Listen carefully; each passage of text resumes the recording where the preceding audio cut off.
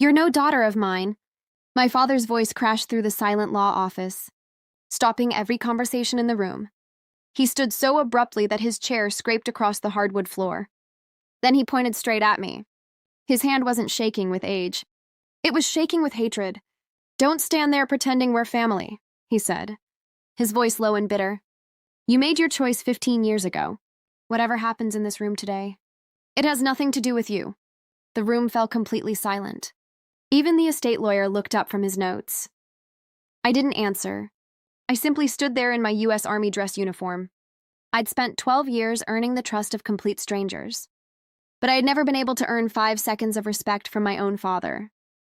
Without saying a word, the estate lawyer placed a sealed envelope in the center of the conference table. Across the front, stamped in bold black letters, were 3 words: "Final will." My father's eyes never left the envelope. For the first time all morning, he smiled. It was the same smile I'd seen years earlier, the smile that changed my life forever. "My name is Emma Walker. I'm 32 years old. If you want to understand why that smile still haunts me, we have to go back 15 years. To the night I learned that doing the right thing can cost you everything. I was 17 when I found accounting records that didn't match the company's bank statements. Thousands of dollars had quietly disappeared from the construction business my father and Uncle Robert had built together. Certain there had to be an explanation. I carried the records straight into my father's office. He glanced at the papers. Then he calmly locked the door. Without a word, he opened a desk drawer and slid another folder across the desk. Inside were brand new financial records. Every missing dollar had vanished. Every signature looked perfect. My stomach tightened. This wasn't a mistake. Someone had rewritten the truth. My father leaned back in his chair and smiled. It wasn't a warm smile.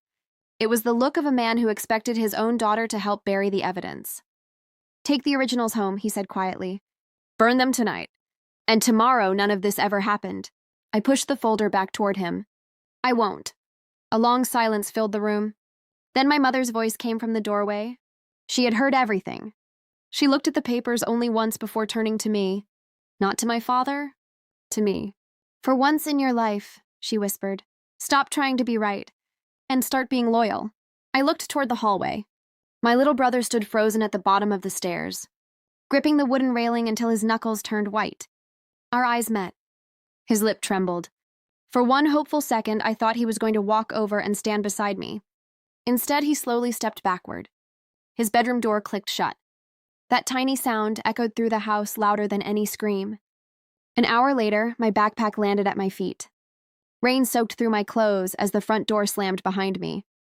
I stood there alone, holding everything I owned, wondering where a 17-year-old girl was supposed to go, when her own family decided she no longer existed.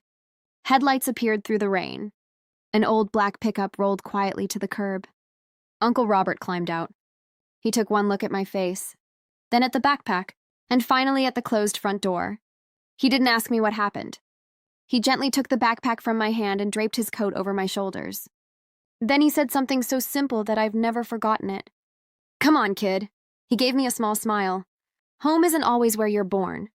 For the next 15 years, he proved those words every single day.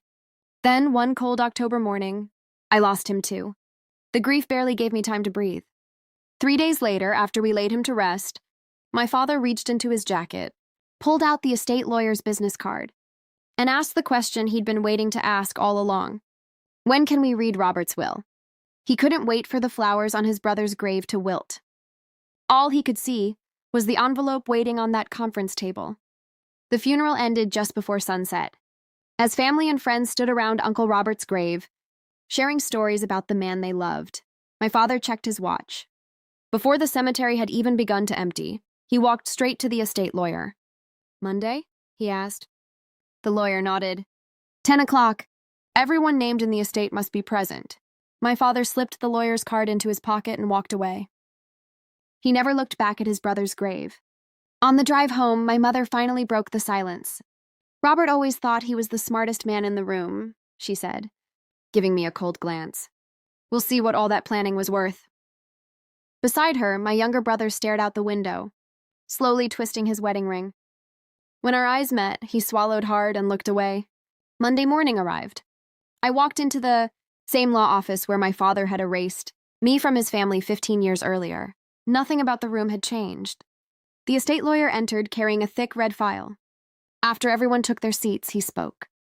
Before I read Mr. Robert Walker's final will, does anyone wish to present documents that may affect the estate? My father stood immediately. A faint smile crossed his face as he picked up a neatly organized folder. His fingers tapped lightly against the cover before he slid it across the table. My brother signed these shortly before his death, he said confidently. They settle ownership of the company. My mother folded her arms and looked at me with the same icy expression she wore the night. They threw me out. The lawyer reached for the documents. Then his eyes briefly met mine. Only then did I remember Uncle Robert's journal. 6 months earlier, he'd handed it to me with a smile. There's an envelope inside, he'd said. Don't open it unless someone suddenly decides they deserve everything. I spent my life building. After he died, I couldn't bring myself to touch the journal. It felt too personal. So the envelope had remained exactly where he'd hidden it. Without a word, I reached into my bag, removed the sealed envelope, and placed it beside the lawyer. Mr. Robert asked me to give you this only if someone presented additional documents, I said quietly. The lawyer gave a small nod but left the envelope unopened. He unfolded my father's papers instead. The room became perfectly still. He read the first page, adjusted his glasses. Read the same paragraph again. Then he slowly looked up at my father. Mr. Walker, he paused. The silence seemed to stretch forever. Before we go any further, the estate lawyer said, his eyes fixed on my father, I need to ask you one question. My father leaned back in his chair. Go ahead. The lawyer held up the documents. Where did you get these? A confident smile crossed my father's face. My brother signed them himself, he replied. I watched him do it. The lawyer studied him for a moment. Then he picked up the sealed envelope Uncle Robert had left behind. He carefully opened it and unfolded the handwritten letter inside. The room fell silent. To my attorney, he read, if my brother, Michael, ever presents documents claiming ownership of my company after my death, please read this letter before my will. My father's smile faded. The lawyer continued. 6 months ago, I discovered someone was attempting to imitate my signature. I immediately hired 2 independent forensic document examiners and instructed my attorney to preserve every report. He placed a professional forensic report beside my father's papers. Without saying another word, he compared the signatures one by one. Nearly a minute passed before he finally looked up. Both examiners reached the same conclusion, he said calmly. These signatures were not written by Robert Walker. No one moved. My mother stared at the documents as if she no longer recognized them. Across the table, my younger brother looked at our father, then quietly lowered his eyes. My father let out a dry laugh. You actually expect us to believe my brother spent months planning this? He said. He knew I disagreed with him. That's all this is, a story written to make me look guilty. The lawyer calmly slid another document across the table. This agreement is dated 6 months before Mr. Walker's passing, he said. It authorized the forensic examination and included verified samples of his signature long before today's meeting was ever scheduled. My father's eyes dropped to the date. His smile disappeared. For the first time that morning, he had no explanation. The lawyer quietly closed the forensic report and rested his hand on the red file. Mr. Walker anticipated the possibility that these documents might one day appear, he said. He opened the file and turned a single page. Because of that, he made one final change to the structure of his estate before his death. My father's forehead creased. What change? The lawyer didn't answer. Instead, he closed the file again. Then he looked directly at my father. Mr. Walker. He paused long enough for the silence to become uncomfortable. I still haven't read your brother's actual will. The conference room had never felt so quiet. The estate lawyer slowly opened the final pages of Uncle Robert's will. 2 weeks before his passing, Robert Walker made one final amendment to his estate. My father's expression changed. The lawyer continued. He decided that everything he spent his life building would not go to the person who shared his blood. He paused.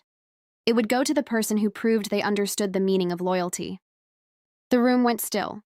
Emma Walker. For a moment, I couldn't breathe. I knew Robert believed in me. but I never expected him to leave me the future he spent his entire life building. The lawyer looked down at the next page. Emma, if you are hearing this, then I am no longer there to say these words myself. His voice softened. You never stood beside me because you wanted my money. You stood beside me because doing the right thing mattered more than what it cost you. My hands tightened. The lawyer continued. 15 years ago, you lost people who were supposed to love you. But remember this. Losing the wrong people is sometimes the first step toward finding the right ones. My eyes filled with tears. Even after death, Robert was still protecting me. The lawyer closed the letter and read the final decision. Emma will inherit control of Robert Walker's business interests, protected assets, and the legacy he built over decades. My father immediately stood. No. For the first time, his voice wasn't angry. It was afraid. He looked at me. Emma. The sound of my name felt strange coming from him. We're family. We can fix this. For 1 second, I saw the father I spent years waiting for. Then I remembered the rainy night, the bag at my feet, the locked door, and the man who opened his door without asking me what I had done wrong. Uncle Robert, I looked at my father. You didn't lose me today. I paused. You lost me 15 years ago. The room stayed silent. My brother looked down, tears filling his eyes. I should have followed you that night, he whispered. I was scared. And I will regret staying silent forever. I didn't answer immediately. Some apologies take time. 3 months later, my father withdrew every claim against Robert's estate. My brother sent me one final letter. He never asked for money, only forgiveness. Using Robert's legacy, I created a foundation to help abandoned teenagers build the futures they deserved. And every time I saw one of those kids find hope again, I remembered the 16-year-old girl who thought she had lost everything. She hadn't. She had only lost the people who never deserved her. Because Uncle Robert taught me something I would never forget. Family isn't always the people who share your blood. Sometimes, it's the person who chooses you when everyone else walks away. If you enjoyed this story, subscribe to Revenge Diaries for more emotional stories of betrayal, justice, and karma.